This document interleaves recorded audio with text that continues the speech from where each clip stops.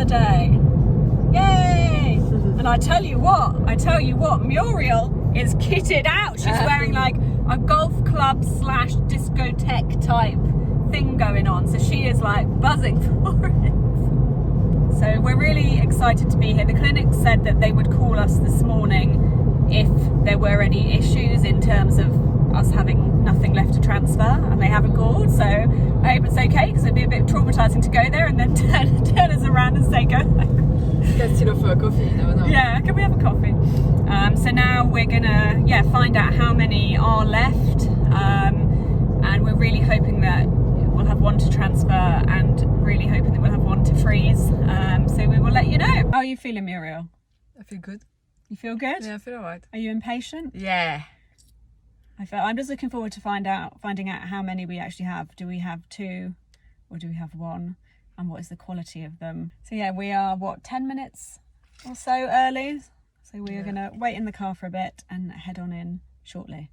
So we'll let you know. Yee! Woohoo! I finally have her here with me. Praise the Lord.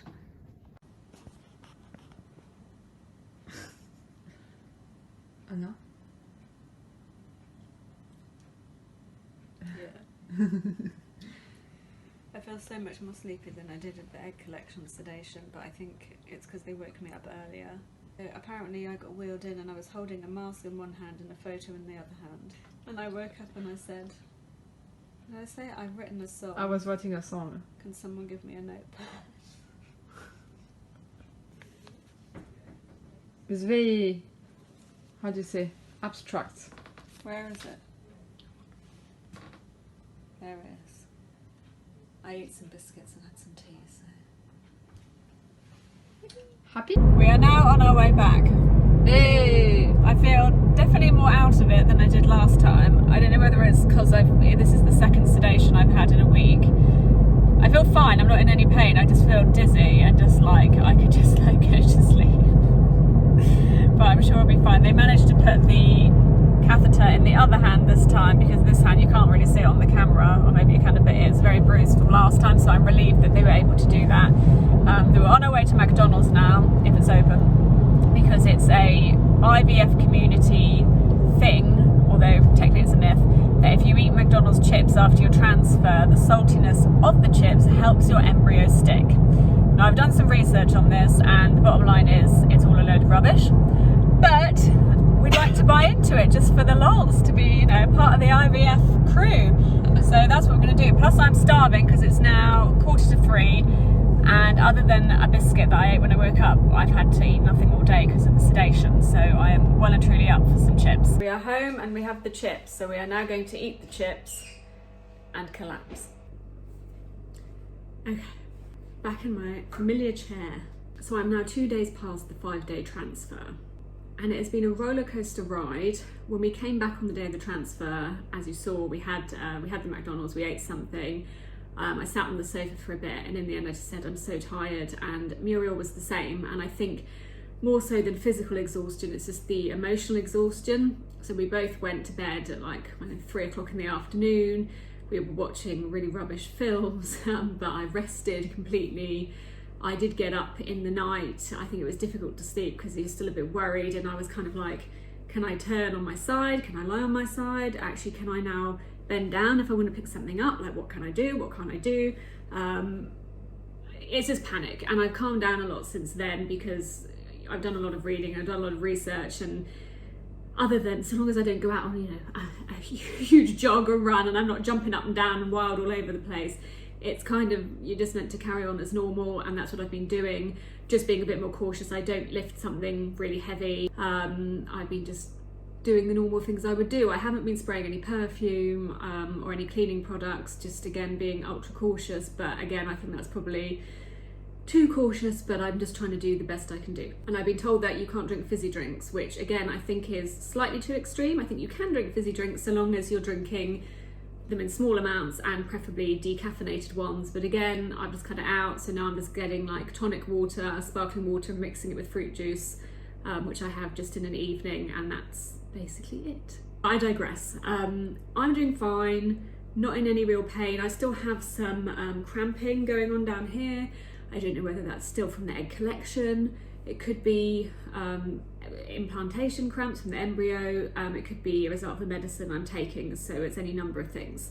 I felt a bit nauseous yesterday, so the first day after transfer I woke up and I was like, oh, I feel a bit sick, but because I'd been sedated, I was thinking it was more the aftermath of that. But other than that, I feel okay, a few aches and pains, but again, I think that's still me recovering from the egg collection and just the general kind of physical, emotional battering of the whole cycle. So we were quite gutted yesterday, which was the day after the transfer, because we were waiting for our call. We were told that one of our embryos was looking good. It was yet to form a blastocyst, but they thought maybe by day 6 that it would get there and therefore it'd be suitable to freeze. Unfortunately, we got the call yesterday saying that although it had formed a blastocyst, which was really promising, it was missing, I think they said membrane, or it was missing some key other thing that this one inside me now had, which was really promising, but this other one was missing it, and therefore they said it wasn't good enough to freeze, nor were any of the others in the end. In the end, I kind of had 5 fertilised eggs. We thought originally it was 3, but then we found out it was 5, but I think most of those 5 were poor anyway. They were too slow to develop. One was fragmented and that got worse, and then we had this kind of other one that looked like it could pull through and didn't quite get there. So I think that was quite a big slap around the face, just because I think had we had at least one in the freezer, it gives you much more kind of a surety and calm to know that, okay, if this doesn't work, we've got one. For a lot of people, I know they have more than one. They have 2, 3, 4, 5 in the freezer. It is a lot cheaper to go back to have a frozen embryo transfer. You're paying kind of about 50-60% less than you would do if you're starting a whole cycle from scratch. Obviously it's less traumatizing because you don't have to pump all your body up to go through egg collection again, so you're not taking the same amount of medicine. And you know it's already of good quality, so again you're not going through perhaps that emotional journey of, is this embryo going to be good enough, is it going to be a blastocyst, is it going to catch up? So I think we feel lucky in that the blastocyst we had, the one embryo we had which is transferred, is of good quality. They didn't give us a grading or anything, but they said it looked really good, looked as good as it can do, and we're really lucky to have been able to have the opportunity to get to that stage and do the transfer. But it has just been a real shock because in my mind I always thought, because we don't have like a known fertility problem and I know that age isn't on our side, I just thought of course we'll have a transfer and we'll probably, if we're lucky, have 3 in the freezer, so we won't have to do this from scratch again. And it was a really long protocol. My protocol, it was like, I think 34 days or something like that. It was just a long time of injecting. As you've seen from the previous footage, a lot of my injections got extended, which was the right thing to do for the cycle. And I just feel a bit deflated. And I know people have kind of been like, you know, have faith, you know, you've got a really good embryo inside of you and that's fantastic. But I'm almost not allowing myself to think. I am hopeful, and I've already kind of attached to the embryo, which I know is ridiculous. I am hopeful, but I'm trying not to flirt with that hope too much. I'm just trying to kind of focus on, okay, what's the backup plan? How soon can we start again? How does it work? How are we going to navigate that?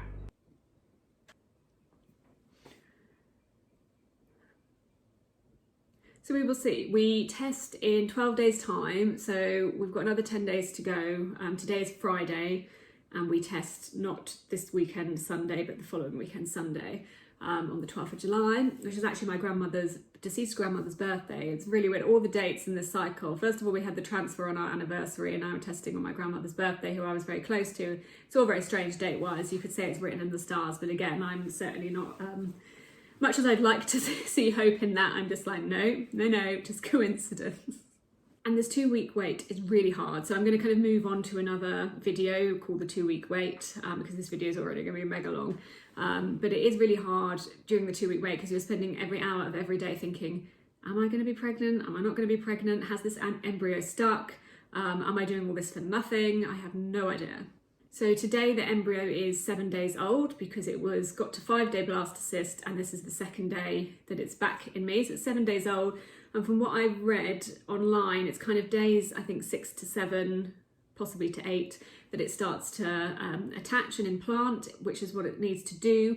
And if it doesn't implant, if it doesn't stick, it's obviously lost and there will be no pregnancy. So I'm kind of like thinking, well, from tomorrow, if not definitely the next day, it's kind of a done deal or it's not, but I just have to wait an extra week to find out. And the other brutal thing, which I assume happens to all other women, is because they have to time it according to your cycle. I'm due on my period next week, so I'm kind of thinking, well, if I start my period next week, that kind of gives me the answer anyway, doesn't it?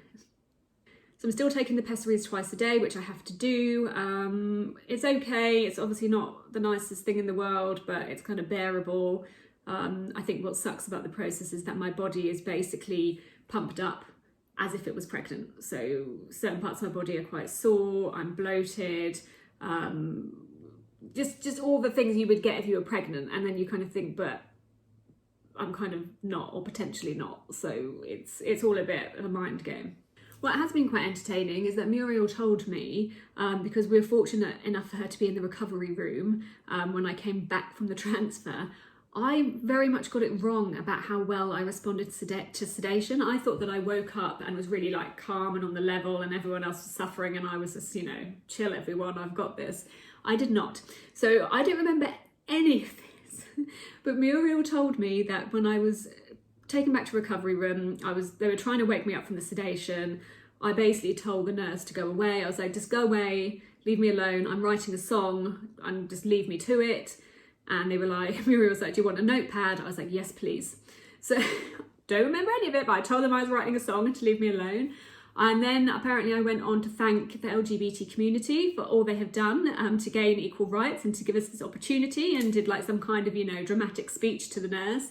And then I thanked the nurse innumerable times for her hard work and all kinds of things. So I was completely out of it. And I remember nothing of this. And Muriel said to the nurse, was she like this last week at her egg collection? And the nurse said, oh yes.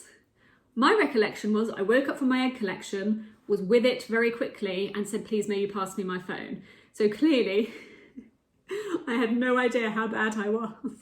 So if you want to find out what happens next, go to our 2-week wait video, and I think there will be an interesting other side to this story, whatever the outcome. So yeah, I hope this journey has been of some help to somebody out there. It's certainly been really eye-opening for us, and I feel much more knowledgeable about the process, obviously, than I ever was before, and there's stuff that I will be cautious of and wary of if I have to do it again. So yeah, thanks for following us.